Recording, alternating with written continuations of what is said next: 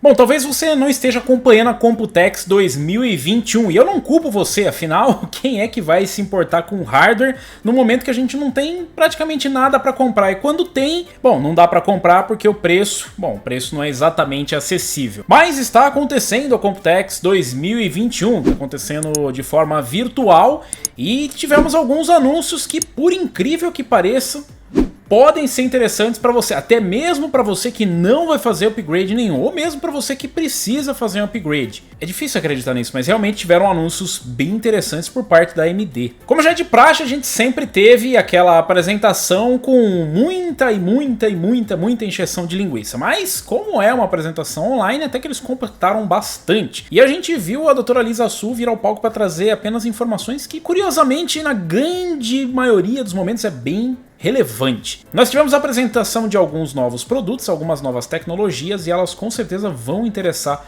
você, até mesmo você que está sem grana para fazer um upgrade. O primeiro anúncio que a gente teve foram os Ryzen 5000G, pelo menos o primeiro anúncio interessante. Se você estava pensando em comprar uma APU e começou a notar que elas estão desaparecendo do mercado, a boa notícia é que nós teremos nova geração de APUs. Elas terão 6 cores e 12 threads e versões com 8 cores e 16 threads. É o Ryzen 7 5700G com 8 cores e 16 threads e o Ryzen 5 5600G com 6 cores e 12 threads. Então eles seguem mais ou menos a nomeação que a gente já tem nos desktops dos processadores X ou não X com a quantidade de cores e threads. A gente tem alguns cortes em relação às versões que não possuem gráficos integrados, no cache, nomeadamente, e nos clocks, mas nós temos aqui configurações bem interessantes. E diferente das gerações anteriores, onde a AMD fez uma baita confusão colocando APUs com a mesma geração no nome, mas com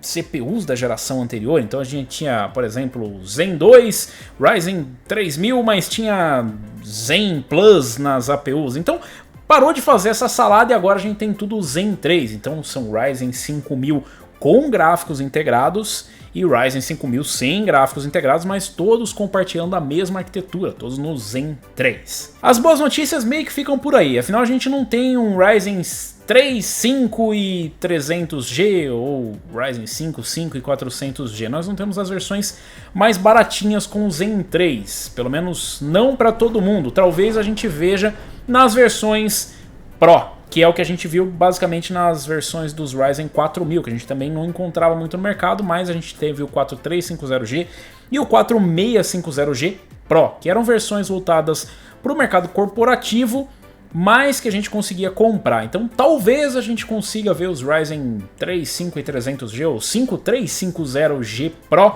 no mercado. Mas se você for comprar diretamente nas lojas, o mais provável é que você encontre o Ryzen 7 5700G ou o Ryzen 5 5600G. E a má notícia é porque eles não custam exatamente barato. Eles partem dos $259 no Ryzen 5 5600G e vão até os $359 no Ryzen 7 5700G, o que a gente pode esperar talvez na casa dos R$3.000 mais ou menos para um Ryzen 7, ou até mais, dependendo do wiki aqui no Brasil. Eles também trazem ainda os gráficos integrados Vega, então apesar de terem clocks mais altos, a gente ainda tem ali uma Vega 8, uma Vega 7 para poder empurrar os gráficos, o que significa que a gente não deve ver uma grande diferença de performance do que a gente já viu na geração anterior. Afinal, na grande maioria das aplicações acaba ficando limitado por conta da GPU integrada e não por conta do CPU. A boa notícia é que depois você vai ter um bom CPU para fazer upgrade, e a gente está curioso para ver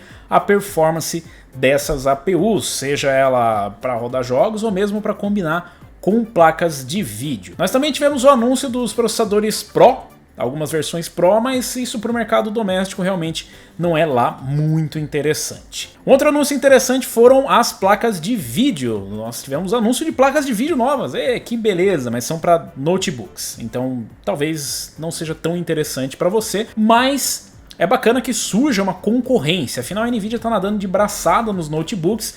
Não que existam muitos notebooks à venda no mercado, mas os modelos disponíveis no mercado são praticamente todos Nvidia, já que a AMD não consegue oferecer ali uma solução capaz de entregar um bom custo-benefício e principalmente um equilíbrio entre performance e consumo de energia e dissipação de calor, que são coisas extremamente importantes para notebooks, o que promete mudar com a nova geração das GPUs para notebooks, com as RX 6000. Nós temos ali o lançamento da 6800M, a 6700M e a 6600M. O interessante é que na 6800M a AMD projeta ali um desempenho na casa de uma RTX 3080 para notebooks. Isso a gente falando de performance geral, sem falar de Ray Tracing, nem DLSS, nem nada do tipo. E ainda promete uma integração maior com as fabricantes de notebooks. Parece uma coisa pouco relevante e só uma encheção de linguiça de marketing, mas na verdade é importante para que a gente tenha uma concorrência real no mercado.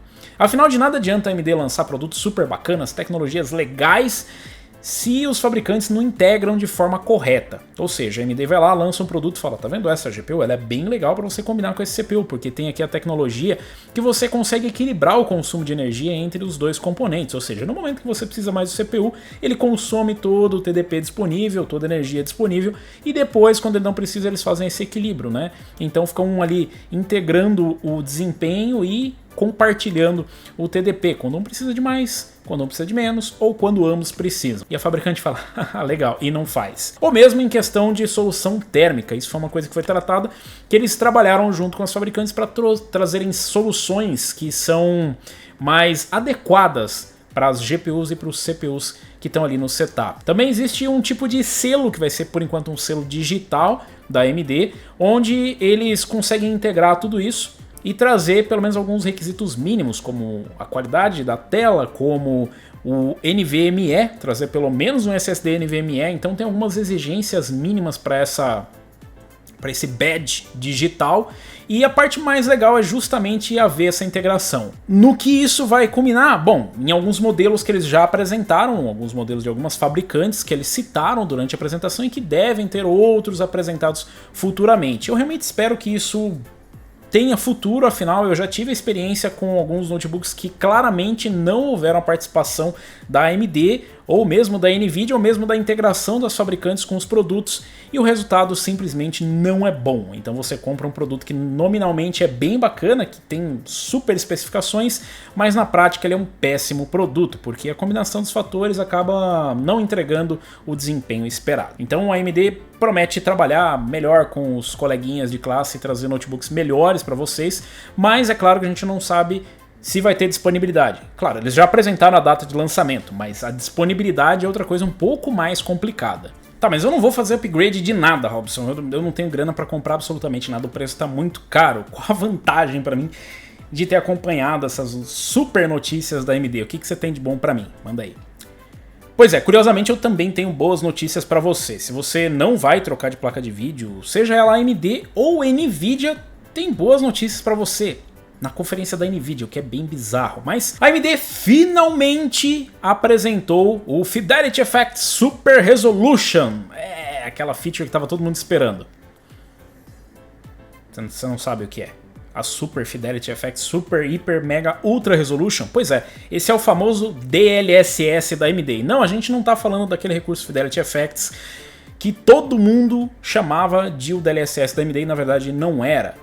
Então a gente está falando do Fidelity Effect Super Resolution, esse sim que promete ser o DLSS da AMD sem ser exatamente um DLSS, mas em tese cumprindo os mesmos papéis. Tá confuso? E se eu disser para você então que ele também vai ser suportado por placas da Nvidia, que nem tem suporte a DLSS, fica menos confuso? Não, fica mais confuso. Mas para deixar claro, a solução da AMD que deve fazer o Super Resolution para melhorar a qualidade da imagem e diminuir o impacto de performance, que é super necessário, principalmente nas placas com Ray Tracing, também estará disponível para placas que não possuem suporte para Ray Tracing, nomeadamente as RX 5000, as RX 500 e até as Vega, com gráficos integrados sendo suportados. Então se você tem aí o seu 2200G, o seu 2400G ou mesmo o seu 5700G, vai ser suportado também o Fidelity FX Super Resolution, que promete trazer ganhos bem interessantes de performance. Nós vimos ali algumas apresentações no palco que na verdade não dizem muito, apresentam números bem promissores, para falar a verdade.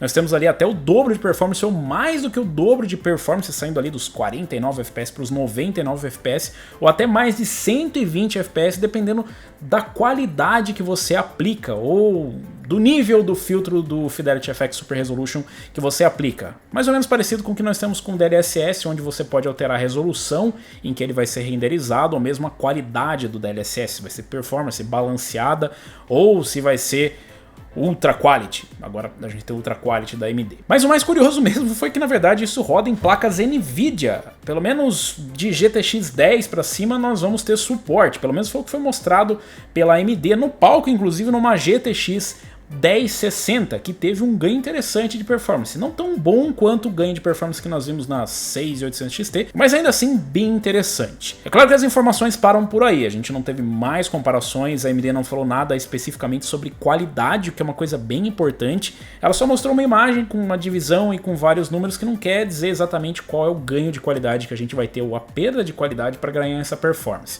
Afinal, o DLSS ou qualquer solução similar só é interessante se ele compensar essa diminuição da resolução interna que ele está renderizando o jogo com um tipo de inteligência artificial que consiga compensar essa qualidade também. Então ele diminui a resolução que ele está sendo renderizado, mas ele traz uma qualidade de resolução superior.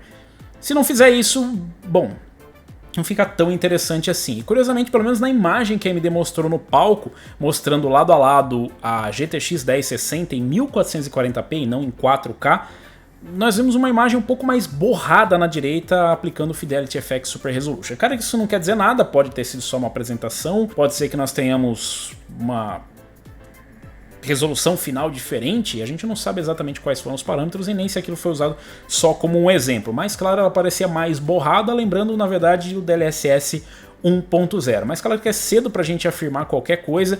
De qualquer forma é bem interessante e é legal saber que isso está vindo para placas que não possuem suporte a Ray Tracing. Afinal, o DLSS ou mesmo o Fidelity FX Super Resolution agora é interessante até em jogos que não possuem suporte a essa tecnologia, porque ela traz uma melhor qualidade em tese e trabalha com uma taxa de FPS maior. Então se antes você rodava ali em Full HD e não conseguia rodar porque ficava 30, 40 FPS, talvez você chegue perto dos 50, 60 FPS com a mesma qualidade, ou com uma qualidade muito próxima do que você teria na resolução nativa. Pelo menos essa é a proposta desse tipo de tecnologia, e nós devemos ver mais detalhes no dia 22 de junho, quando será liberada para todo mundo. Por enquanto, a AMD diz que tem suporte a uns 10 jogos esse ano e que deve ser suportado por mais de 100 CPUs ou GPUs, já que também é suportado por gráfico integrado de outras fabricantes. Ela não falou nada especificamente da Intel, por razões óbvias de não ter uma GPU no mercado, mas pelo menos da Nvidia ela deu até um exemplo disso funcionando. A má notícia é que ela também precisa da implementação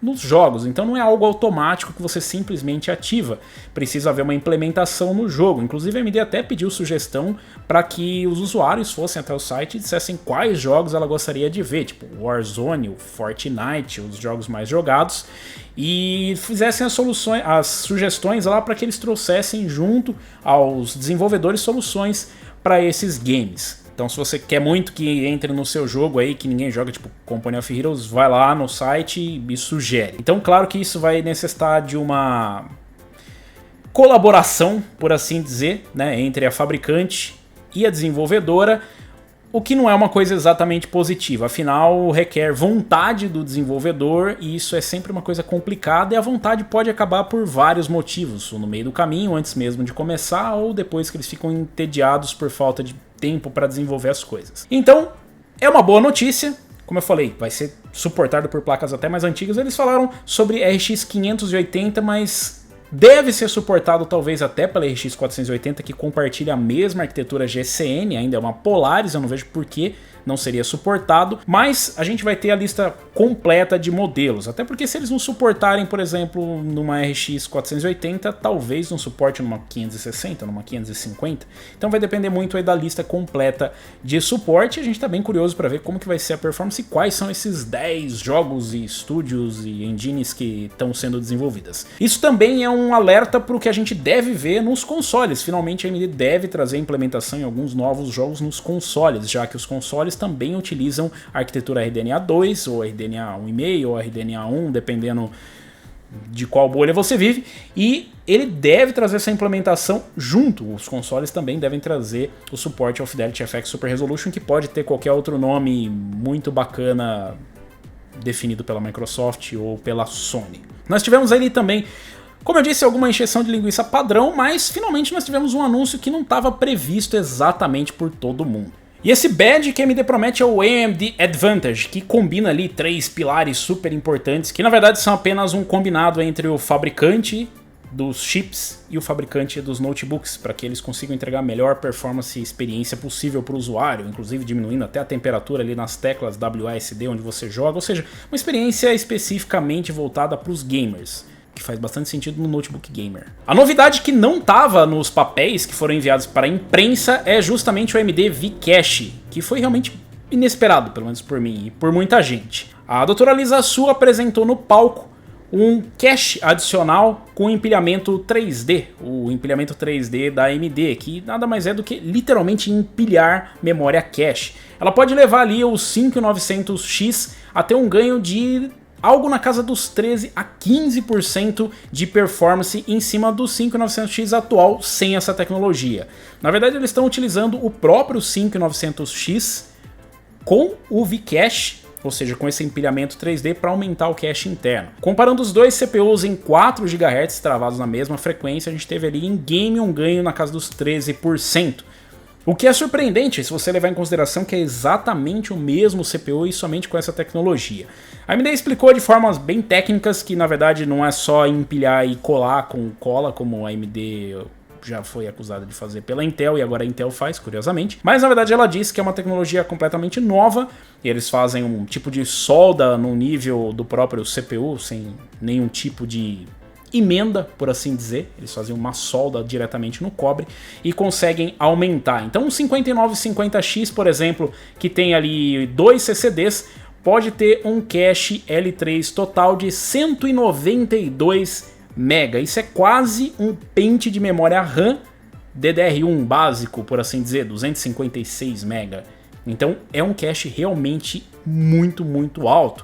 O que significa que as informações mais importantes ou os processos que precisam ficar mais próximos do CPU podem ser armazenados ali. Isso com certeza vai adiantar muito a vida em outras aplicações, não só em games. Mas foi bem legal eles mostrarem esse exemplo, apesar de ser apenas um game, e isso travado no mesmo clock. A gente deve ver o início da fabricação desses produtos já no final do ano e provavelmente no próximo ano já ter essa nova tecnologia, que pode vir nos Ryzen 5000 e ser essa alteração ou esse ganho de performance que a AMD prometia, sem ser o XT, que era só um ganho de clock, ou a gente pode ver de repente um refresh ou mesmo uma geração Ryzen 6000 com essa tecnologia e talvez com alguns ganhos de clock e PC.